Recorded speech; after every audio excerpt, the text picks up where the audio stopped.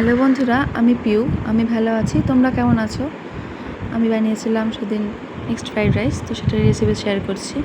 দেখো, তো ফার্স্ট চিংড়ি মাছটাকে রসুন বাটা, লবণ আর গোলমরিচের গুঁড়ো দিয়ে ম্যারিনেট করে রাখবো। তারপর চিকেনটাকে রসুন, লবণ আর গোলমরিচের গুঁড়ো আর অল্প সয়া সস দিয়ে ম্যারিনেট করব। সেমভাবে পনিরটাকেও তাই করব। রসুন বাটা, লবণ আর গোলমরিচের গুঁড়ো, বাস ম্যারিনেট করে রেখে দেবো। কড়াতে তেল দিব, তেল দিয়ে ডিমটা ফাটিয়ে নেব। ডিমটা ফাটিয়ে তাতেও একটু লবণ দিয়ে দেবো আর একটু সামান্য গোলমরিচের গুঁড়ো দিয়ে ডিমটাকেও ভেজে নেব।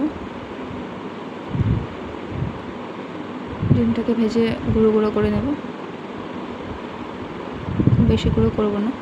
তারপর আস্তে আস্তে সব ভাজবো। প্যানে তেল দিয়ে ফার্স্ট পনিরটা ভেজে নেব।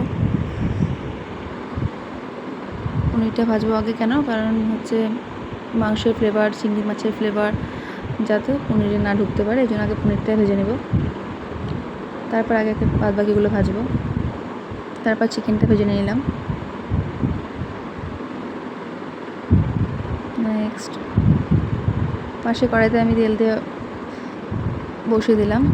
চিংড়ি মাছটা ভাজবো হালকা, খুবই হালকা ভাজবো চিংড়ি মাছটা।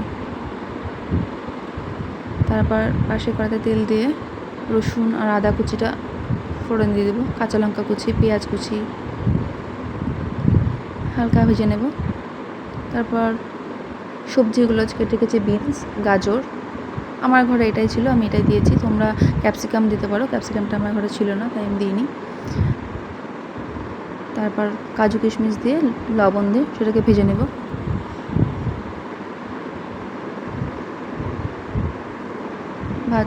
একটু লাল করেই ভাজবো, জিনিসটা নরম হয়ে যায়, খুব কড়া ভাজবো না।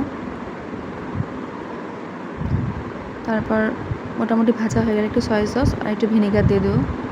ভিনেগার দিয়ে তারপর যে আমি ভাতটা করে রেখেছিলাম আগে, ভাতটাতে কিছু না, একটু ভিনেগার দিয়ে দেবে যাতে সাদা হয় ভাতটা, আর লবণ দিয়ে দেবে। চালটা একটু ভিজিয়ে রাখবে, তাহলে চালটা খুব সফট আর লম্বা হয়।